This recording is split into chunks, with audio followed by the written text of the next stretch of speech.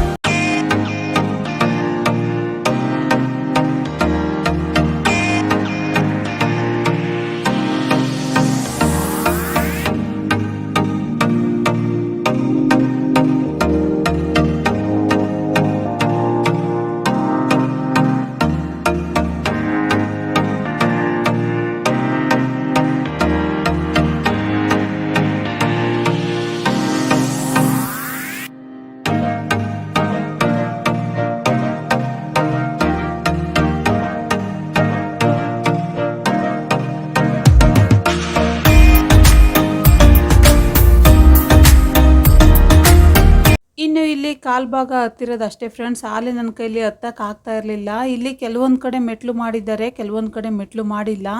ಚಿನ್ನಮ್ಮ ನಾನೇ ಹತ್ತುತ್ತೀನಿ ಅಮ್ಮ ಅಂತ ಹೇಳಿದ್ರು. ಹಾಗಾಗಿ ಅವ್ರನ್ನೂ ಕೆಳಗಡೆ ಇಳಿಸ್ಕೊಂಡು ಕರ್ಕೊಂಡು ಹೋಗ್ತಾ ಇದ್ದೀನಿ ಫ್ರೆಂಡ್ಸ್. ಹಂಗಾದ್ರೂ ಪರವಾಗಿಲ್ಲ, ಒಂದು 20 ಮೆಟ್ಲು ಹತ್ತಿದ್ರು ಅವರು ಚಿನ್ನಮ್ಮ.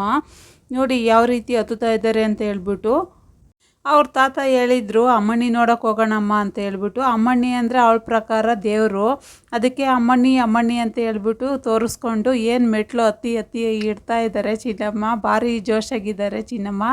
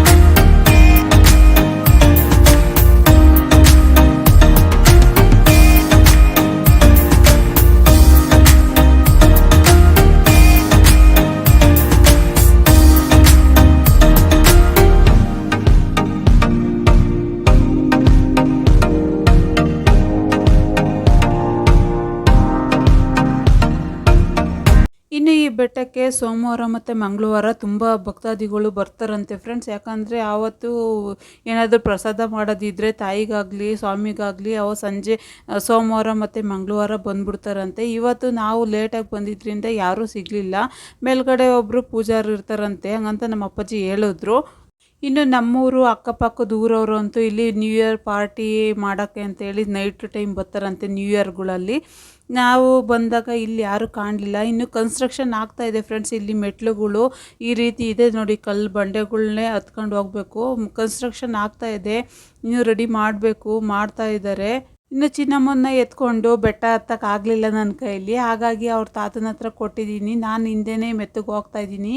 ನೀವು ನೋಡ್ತಾ ಇರ್ಬೋದು ಫ್ರೆಂಡ್ಸ್. ಆಲ್ರೆಡಿ ನಾವು ಇನ್ನೇನು ರೀಚ್ ಆಗ್ತಾ ಬಂದ್ವಿ ಬೆಟ್ಟದ ಮೇಲ್ಗಡೆ ಯಾವ ಥರ ವ್ಯೂಸ್ ಇದೆ ಅಂತೇಳಿ ತೋರಿಸ್ತೀನಿ ಬನ್ನಿ ಫ್ರೆಂಡ್ಸ್, ನೋಡೋಣ. ಇಲ್ಲಿ ಫ್ಯಾಮಿಲಿ ಫ್ರೆಂಡ್ಸು ಎಲ್ಲರೂ ಬರ್ಬೋದು ಫ್ರೆಂಡ್ಸ್. ಆದರೆ ಫ್ಯಾಮಿಲಿ ಕರ್ಕೊಂಡು ಒಂದು ಔಟಿಂಗ್ ಥರ ಬರ್ಬೋದು, ಚೆನ್ನಾಗಿರುತ್ತೆ ವೆದರು. ಮತ್ತು ಸಂಜೆ ಟೈಮಲ್ಲಿ ಬಂದರೂ ಅಂತೂ ಇನ್ನೂ ಸೂಪರಾಗಿರುತ್ತೆ. ಬಿಸಿಲಲ್ಲಿ ಬಂದರೆ ಅದು ಆಗೋದಿಲ್ಲ ಹತ್ತೋದಕ್ಕೆ. ನೋಡ್ತಾ ಇರ್ಬೋದು ಫ್ರೆಂಡ್ಸ್, ಹೂವು ಎಲ್ಲ ಚಿಗುರ್ತಾ ಇದೆ, ಹೂವು ಎಲ್ಲ ಬಿಟ್ಟಿದೆ. ಇಲ್ಲಿ ಚಿಗುರು ಸ್ಟಾರ್ಟ್ ಆಗಿದೆ, ಮಳೆ ಬರಲಿ ಅಂತ ಇದೆ ಅಷ್ಟೇ. ಇನ್ನೂ ಮಳೆ ಸ್ಟಾರ್ಟ್ ಆಗಿಲ್ಲ ಆ ಕಡೆ ಎಲ್ಲ. ಇಲ್ಲಾಂದ್ರೆ ಹಸಿರು ತುಂಬಿರೋದು ಈ ಬೆಟ್ಟದಲ್ಲಿ. ಇವಾಗ ಸ್ವಲ್ಪ ಒಣಗಿರೋ ಥರನೇ ಕಾಣಿಸ್ತಾ ಇದೆ.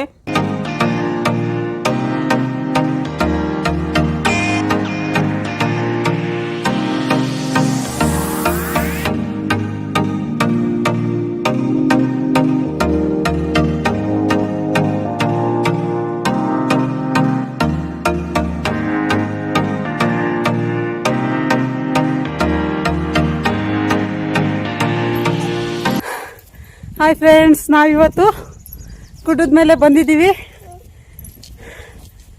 ಇಲ್ಲಿ ಪ್ಲೇಸ್ ಚೆನ್ನಾಗಿತ್ತು ಅಂತ ಹೇಳಿದ್ರು, ಹಾಗಾಗಿ ನೋಡ್ಕೊಂಡು ಹೋಗೋಣ ಅಂತ ಹೇಳಿ ಬಂದಿದ್ದೀವಿ ಫ್ರೆಂಡ್ಸ್. ಮುಂದೆ ಬಿಟ್ವಿ ದೇವಸ್ಥಾನ ಮೇಲ್ಗಡೆ. ತುಂಬ ಬಿಸಿಲು ಏನಿಲ್ಲ, ನೋಡ್ತಾ ಇರ್ಬೋದು ಫ್ರೆಂಡ್ಸ್ ಯಾವ ರೀತಿ ಇದೆ ಅಂತ. ತುಂಬಾ ಚೆನ್ನಾಗಿದೆ. ಇದು ಗುಡ್ಡದ ಮೇಲೆ ಆಂಜನೇಯ ಸ್ವಾಮಿ ದೇವಸ್ಥಾನ ಫ್ರೆಂಡ್ಸ್. ಇದು ನೋಡ್ತಾ ಇರ್ಬೋದು, ಇದು ಆಂಜನೇಯ ಸ್ವಾಮಿ ಟೆಂಪಲ್. ಚಿನ್ನಮ್ಮ ಅವ್ರ ತಾತ ಇದ್ದಾರೆ.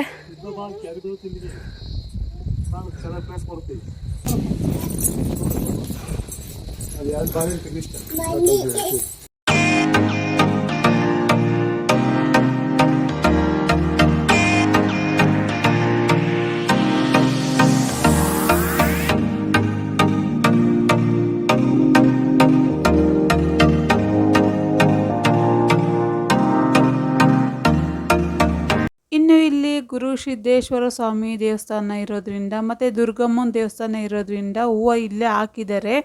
ನಾವು ಮನೆಯಿಂದ ಬರ್ತಾ ಸಿಗಲಿಲ್ಲ ಫ್ರೆಂಡ್ಸ್ ನಮಗೆ ತರೋದಕ್ಕೆ, ಹಾಗಾಗಿ ಇಲ್ಲೇ ಚೆನ್ನಾಗಿತ್ತು ಅಂತ ಹೇಳ್ಬಿಟ್ಟು ಹೂವು ನೋಡಿ ಇಲ್ಲೇ ಸಿಕ್ಕಿದೆ, ಕುಯ್ಕೊಳ್ತಾ ಇದ್ದೀನಿ ನಾನು.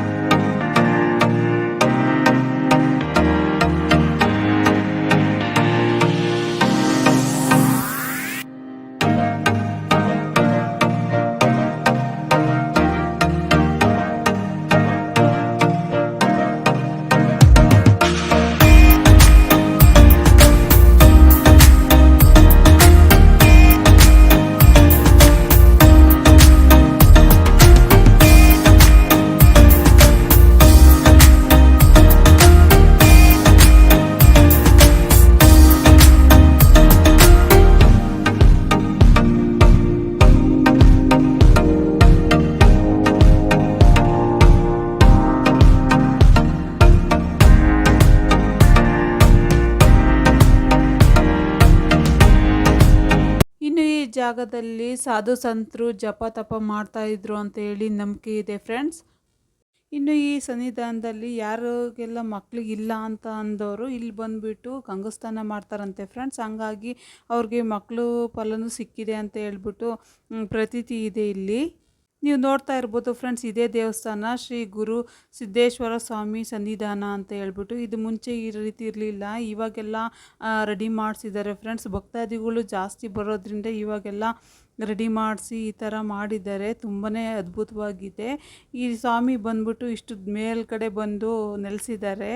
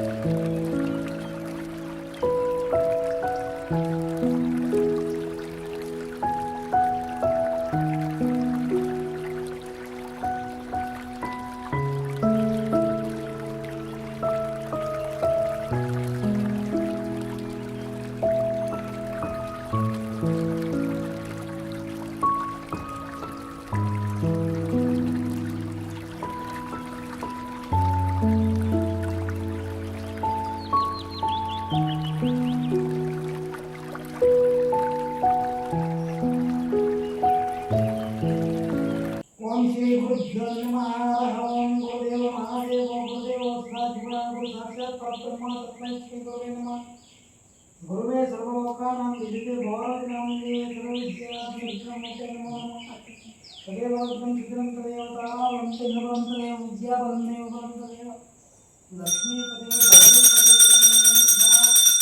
सरस्वती वसुदेता गंगेति रूपोतमाग्रे सर्वदेवा रूपोतमाग्रे तत्प्रकाश महादेवा सर्वान् प्रतीकमाता समायन्ति दीपोत्सविता दीपदेवता लक्ष्मी